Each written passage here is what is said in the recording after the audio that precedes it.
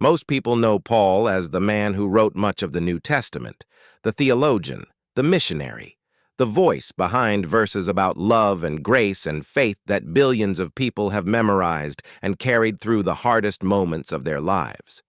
But before any of that, Paul was someone else entirely. He was a man with blood on his hands and a letter in his pocket authorizing him to destroy the very movement he would later die for. The story of Paul is one of the most dramatic reversals in human history. But to understand what happened on the road to Damascus, you first have to understand the man who was walking it. That story begins in a city that shaped him long before he ever heard the name Jesus. Paul was born in Tarsus, a thriving city in what is now southern Turkey. It was no forgotten outpost. Tarsus was one of the intellectual centers of the Roman world, where Greek culture, Roman politics, and Jewish tradition all intersected. Scholars like William Ramsay, the 19th century archaeologist, whose groundbreaking work on the historical reliability of Acts reshaped how historians read the New Testament, argued that growing up in Tarsus gave Paul something remarkably rare. Before he was educated in Jerusalem, he had already learned to navigate multiple worlds. Paul was also born a Roman citizen. That was no small privilege. Roman citizenship in the first century came with legal protections, social status, and political rights that most people in the empire would never possess. He could not legally be flogged without a trial. He could appeal directly to Caesar himself. Years later, those rights would repeatedly preserve his life as he carried a message that unsettled both religious and political authorities. Yet Roman citizenship was only one part of Saul's identity. At his core, he was fiercely Jewish. His Hebrew name was Saul. He belonged to the tribe of Benjamin, the same tribe that produced Israel's first king.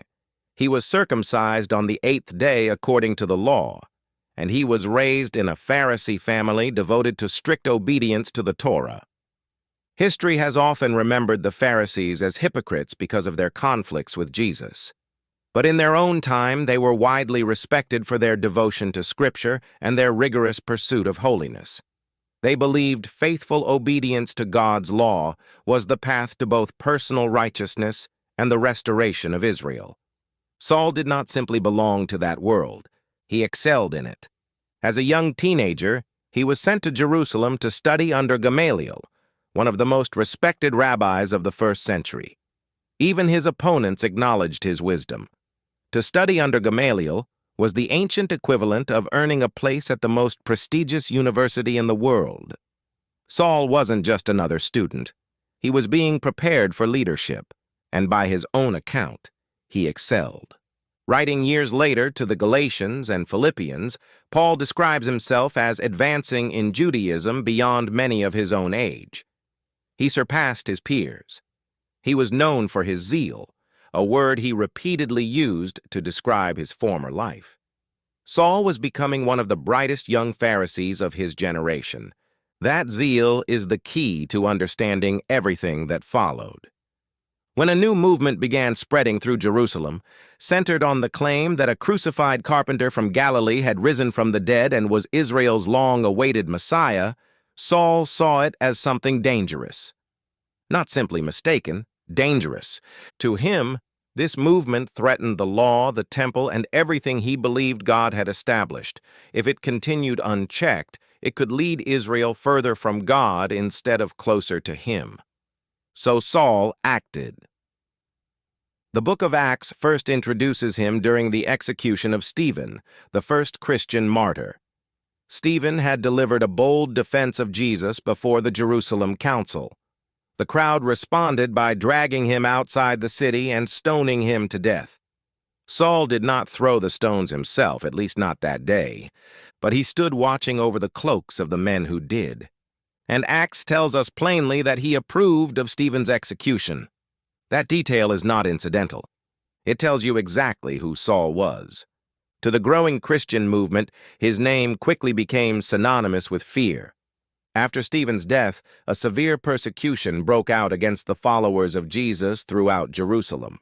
Saul became one of its driving forces. Acts describes him going from house to house, dragging away both men and women and committing them to prison. The text says he was breathing out murderous threats against the disciples of the Lord. It is one of the most vivid descriptions in the New Testament. This was not reluctant duty. This was conviction. Saul believed he was serving God.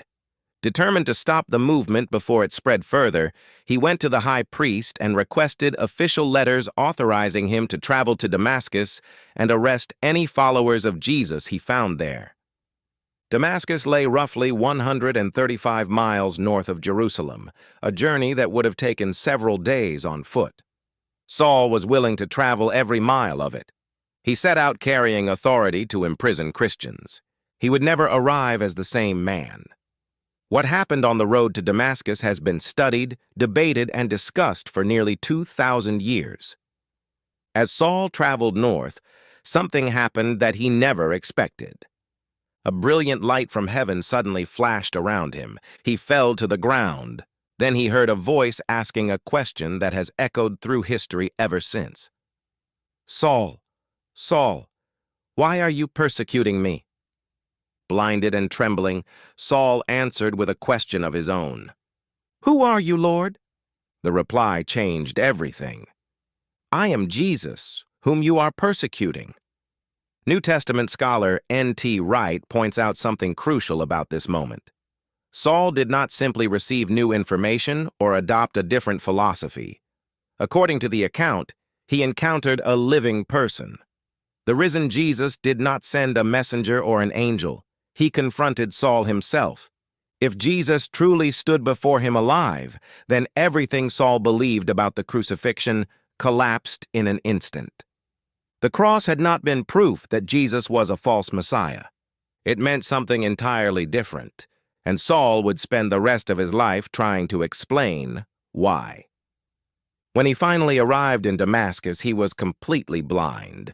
For 3 days, he neither ate nor drank. The biblical text says almost nothing about what happened inside his mind during those 3 days. But it is difficult to imagine a more complete collapse of certainty. Everything he had spent decades believing, everything he had dedicated his life to, everything that had shaped his identity, now had to be reconsidered in the darkness. Meanwhile, a disciple named Ananias received a vision. God instructed him to go to Saul. Ananias hesitated. His response was deeply human. "Lord, I have heard about this man." He knew Saul's reputation. He knew what Saul had done in Jerusalem. He knew why Saul had come to Damascus. From Ananias's perspective, walking into that house could easily have been a death sentence. But God's answer was simple. "Go. For this man is my chosen instrument to carry my name before the Gentiles, their kings, and the people of Israel." Ananias obeyed. He entered the house. He laid his hands on Saul. Acts says something like scales fell from Saul's eyes. His sight returned. He was baptized. And the man who had been the church's greatest enemy became one of its newest believers. Yet the transformation was not instantaneous in the way many people imagine. Saul did not immediately launch into the missionary journeys that would make him famous. Instead, he disappeared. In his letter to the Galatians, Paul explains that he spent time in Arabia before returning to Damascus. Exactly where he went and how long he remained there are still debated by scholars. But the significance of that period is hard to miss. The man who had spent years mastering the scriptures now had to read those same scriptures all over again. Every prophecy, every promise, every expectation about Israel's Messiah. Everything had to be re-examined through the reality of the resurrection. Only then did Saul begin preaching publicly. The reaction was immediate. The very people who expected him to arrest Christians suddenly heard him proclaiming that Jesus was the Son of God. They were astonished. How could the movement's fiercest opponent suddenly become its defender? That astonishment quickly became hostility. Before long, a plot was formed to kill him. The hunter had become the hunted.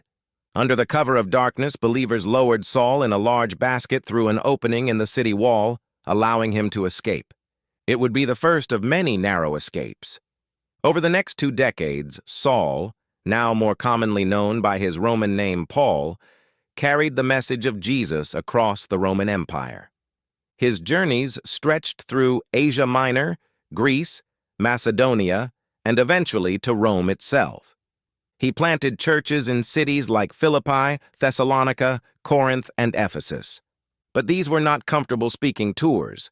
In Philippi, he was beaten with rods, imprisoned, and locked in chains. In Athens, he stood on the Areopagus before some of the greatest philosophical minds of the ancient world, arguing that history had changed because Jesus had risen from the dead. In Ephesus, his preaching disrupted the local economy so dramatically that it sparked a massive public riot. Wherever Paul traveled, the same pattern seemed to repeat itself. Some believed, many resisted, and nearly everywhere, opposition followed. The farther he traveled, the greater the cost became. The hardships Paul endured are almost impossible to overstate. Years after his conversion, writing to the Corinthians, he gave only a partial account of what he had survived. 5 times he received the 39 lashes administered by Jewish authorities. 3 times he was beaten with Roman rods. He was stoned and left for dead. He survived 3 shipwrecks. On one occasion, he spent an entire night and day adrift at sea. He faced danger from rivers, bandits, hostile authorities, false believers, and even members of his own people. He knew hunger, thirst, sleepless nights, cold, and exposure. And after listing all of those physical hardships, Paul added something even heavier: the daily pressure of my concern for all the churches. His greatest burden was not the beatings. It was the people. New Testament scholar Eckhard Schnabel, whose extensive research reconstructs Paul's missionary travels in remarkable detail, estimates that Paul journeyed somewhere between 10,000 and 15,000 miles during his ministry, mostly on foot, sometimes by sea, across mountains, deserts, dangerous roads, and unfamiliar cities. In a world without modern maps, reliable transportation, or the security travelers often take for granted, he kept going because he believed one event had changed everything. The resurrection of Jesus was not simply another religious claim. To Paul, it was the turning point of history itself. And if that was true, then the message could never belong to one nation alone. It had to be carried to everyone. That conviction often placed him in conflict with people on every side. Some Jewish believers argued that Gentiles should first become Jews before following Jesus, adopting the full requirements of the Mosaic law. Paul disagreed, openly, passionately, sometimes publicly. His letter to the Galatians remains one of the strongest defenses of salvation by faith in the New Testament. He even confronted the Apostle Peter publicly when he believed Peter's actions compromised the truth of the gospel. Paul was not argumentative for the sake of winning debates. He believed eternal truth was at stake. Eventually, that same unwavering conviction brought him back to Jerusalem. There, rumors spread that he had brought a Gentile into restricted areas of the temple. An angry crowd erupted into violence. Ironically, Roman soldiers rescued him, not because they believed his message, but because they were trying to stop the mob from killing him. As a Roman citizen, Paul exercised one of his greatest legal privileges. He appealed directly to Caesar. That decision set him on a long journey to Rome. The voyage itself nearly ended in disaster. Another violent storm, another shipwreck, another miraculous escape. When Paul finally reached the island of Malta, a venomous snake bit his hand while he gathered firewood. The people watching expected him to collapse and die. Instead, nothing happened. Eventually, Paul arrived in Rome, where he spent 2 years under house arrest awaiting his hearing before Caesar. He was no longer free to travel, but he was still free to write. During imprisonment, Paul wrote letters that would become some of the most influential writings in human history: Ephesians, Philippians, Colossians, Philemon. Letters that have shaped how billions of people understand hope, suffering, forgiveness, unity, and the identity of Jesus Christ. The book of Acts ends before Paul's final trial. It leaves the story unfinished. Early Christian tradition, however, consistently records that Paul was eventually executed in Rome during the reign of Emperor Nero, likely sometime between AD 64 and 68. As a Roman citizen, he was spared crucifixion. Instead, he was beheaded. His earthly life ended outside the city that ruled the world, but his influence was only beginning. The man who once stood approving the execution of Stephen would go on to establish churches across the Roman Empire. The man who once imprisoned followers of Jesus would spend years encouraging them through suffering. And the man who once carried letters authorizing arrests would leave behind letters that outlived the empire that condemned him. Most people know Paul as the great missionary who wrote much of the New Testament. But before he became Christianity's greatest advocate, he was one of its fiercest opponents. The distance between those two versions of the same man was not self-improvement. It was not philosophy. It was not political revolution. According to the earliest Christian accounts, it began with a single encounter on a dusty road outside Damascus with someone Saul never expected to meet alive. Whether someone accepts that encounter as history or as faith, its impact on civilization is difficult to deny. One man's complete reversal helped carry Christianity across the Roman world. His writings have shaped cultures, inspired reformers, challenged kings, comforted the suffering, and influenced billions of people for nearly 2,000 years. A journey that began with a letter authorizing persecution ended with letters that continue to change lives. That is the story of Paul,